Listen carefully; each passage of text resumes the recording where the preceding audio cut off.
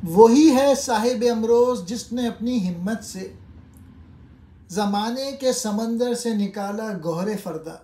दौर हाजिर का कायद व रहनुमा और मालिक मुख्तार उसी को समझा जा सकता है जो हिम्मत से काम ले और ज़माने के समंदर से कल आने वाले दौर के मोती निकाले।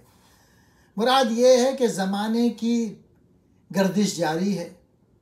यहाँ कोई भी चीज़ एक हालत पे कायम नहीं रह सकती। हकीकतें कभी नहीं बदलती, लेकिन दुनिया के सामने उन्हें पेश करने की कैफियतें अहवाल के मुताबिक बदलती चली जाती हैं। क़यादत का दर्जा उसी के लिए ज़ेबा है जिसकी फ़िक्र व नज़र इतनी गहरी और दूर रस हो कि ज़माने की रफ्तार का ठीक ठीक अंदाज़ा कर ले और हकीकतों को ऐसे अंदाज में बयान करे कि आने वाली नस्लें राय हक पाके उस पर कारबंद हो सकें। साहिब अबरोज़ कहते हैं, वक्त की नफ्स पहचानने वाला, गौहर फ़रदा, कल का मोती यानी आइंदा आने वाली नेमत।